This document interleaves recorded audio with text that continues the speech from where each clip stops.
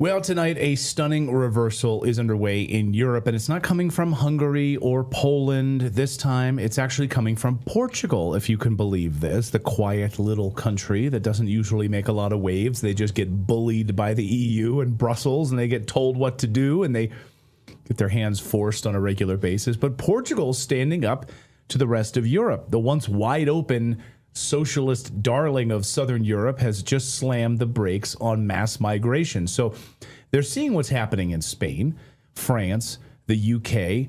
Frankly, Portugal cannot afford to let that happen, where you're seeing all of these riots. You're seeing, mass illegal immigration attacking innocent Spanish, like that elderly folks that were killed the other day in Spain, and now you have Spanish taking to the streets saying, get out, this is a Christian country, get out of here, we want our borders closed. So, you see in the UK, of course, UK rapes are now through the roof, crime is out of control, civil services are being crushed to pay for illegal immigrants all across Europe, particularly in Portugal. Portugal, though, is saying enough, we're done. No more. Portugal's parliament just passed a landmark immigration reform bill that guts the so-called expressions of interest loophole. It's a policy that allowed illegal immigrants basically just to flood into the country and later then apply for legal status by showing that they had a job contract. So come on in, and use our services. But that's gone. Ciao. Até já. Bye-bye.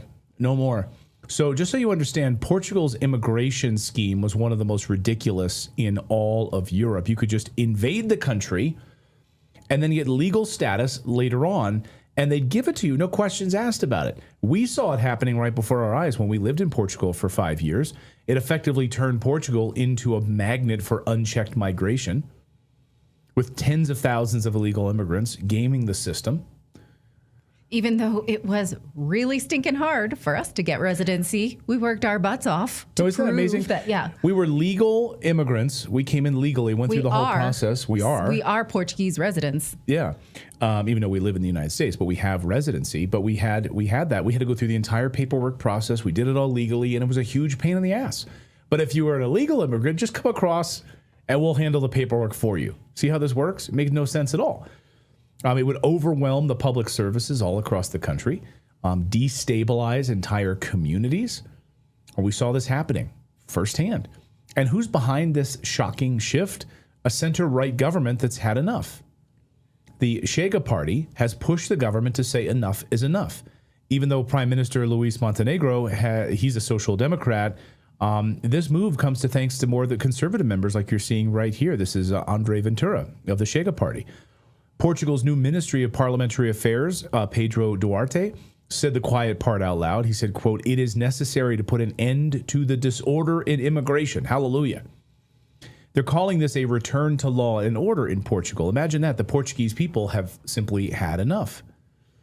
Now, under these new rules, only immigrants allowed to seek residency must already have a valid visa before entering the country.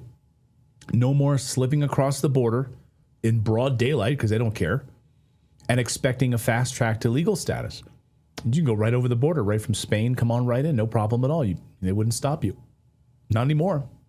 It also comes after years of pressure from nationalist movements and everyday Portuguese citizens who watched their neighborhoods transform overnight. Crime spikes, housing shortages, strained welfare systems, all while political class, were lecturing them about compassion and diversity. You're racist if you don't want these random thousands of illegal immigrants coming in from Africa or all over the place. Doesn't matter. They'll lecture you, though.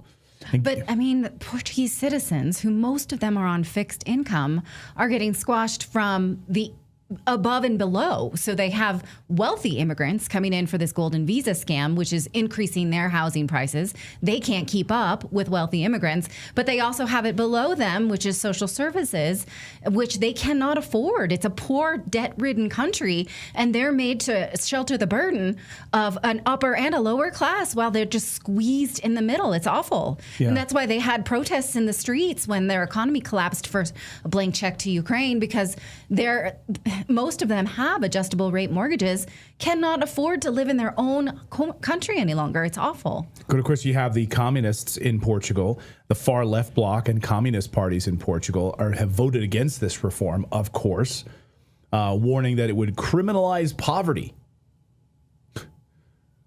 But it wouldn't criminalize illegal immigrants coming across the border without legal status.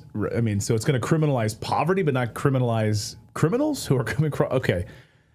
I mean, imagine how insane you'd have to be to believe these idiots, communists in Portugal. These communists are retarded. I hope the rest of Portugal starts pushing these commies out of their country. They are destroying Europe. Get them out of Portugal. Now the question is, will this trigger a domino effect across Europe? Will Spain, France, Belgium follow Portugal's lead?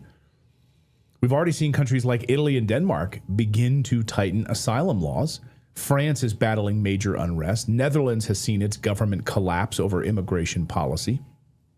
Of course, don't expect CNN or the New York Times to give this any serious coverage. CNN Portugal, by the way, is one of the worst, most propagandistic news stations in all of Europe, if not the world. CNN Portugal is awful. And the Portuguese laugh at how bad CNN Portugal is. Like, you know, the Portuguese know that it's propaganda, full on. Now, just read thousands of comments if you want underneath when CNN Portugal publishes videos. Like, the Portuguese people know that they are a joke. In fact, they think that they're an export of the United States propaganda machine, and they're right. So like Western USAID garbage, you know, pumping a communist vision for Europe and using CNN Portugal as an arm of that. Just watch CNN Portugal's journalist talk about how she's physically ill, that Donald Trump is our president of the United States. Feel bad for her. Claro. Bom dia, Rita. Bom dia, Francisco. Também aos nossos telespectadores. Deixa-me já fazer aqui um disclaimer. Esta voz tem sobretudo a ver, esta voz anasalada tem sobretudo a ver com o abalo que o meu estado de saúde sofreu com a vitória de Donald Trump e com aquilo que tinha sido uma expectativa fomentada. So she's really upset about it. She's ill. She's physically ill because she's on CNN telling you that.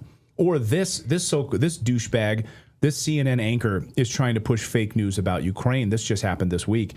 General Carlos Branco was on the air on CNN Portugal pushing back against the Western lies about what's actually happening in Ukraine. Like, I can't believe this actually happened on CNN Portugal, but he was telling the truth about Russia, and the CNN Portugal anchor just like freaked out, couldn't handle it. He's literally pumping out Western propaganda because he knows who pays his paycheck. Watch this little exchange.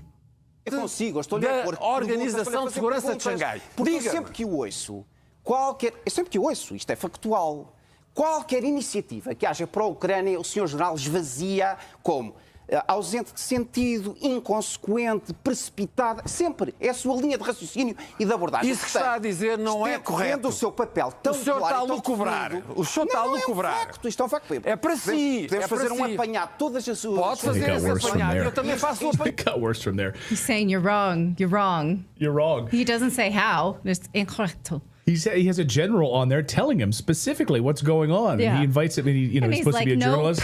Nope. All he said was no. You're wrong. No one in that country takes CNN Portugal seriously. Just look at the front page. The expat groups do. The American expats love them. You know who you are. You know who I'm talking about. The American expats who just drink wine all day and they don't just do go to wine lunches. Yeah, they love CNN Portugal. They don't even understand it. But they don't even try to speak Portuguese. They love propaganda. But anyway, you can hear what I think of American expats. Here is the front page of CNN Portugal. No mention of this immigration reform. Like, this is the front page this afternoon. This is arguably one of the biggest stories in the country. But we're not going to cover it. We're going to talk about Donald Trump changing Coca-Cola's recipe. Because the story destroys their narrative that all of Europe welcomes open borders and that pushback is limited to the far right. It's wrong. This is mainstream now. When you have literally socialist Democrats inside of Portugal saying we need to fix this, we're destroying our country. Even socialist Democrats voting alongside of like the Chega Party and other other right-leaning parties. And here's the part that they really don't want you to think about. If Portugal, one of the most progressive countries in Europe, can finally say enough is enough, what's stopping the rest of Europe from doing the very same thing? Portugal, in my opinion, just sent a huge message. And let's hope that others are listening. Let's hope that other countries in Europe are listening. And these globalists get the big middle finger.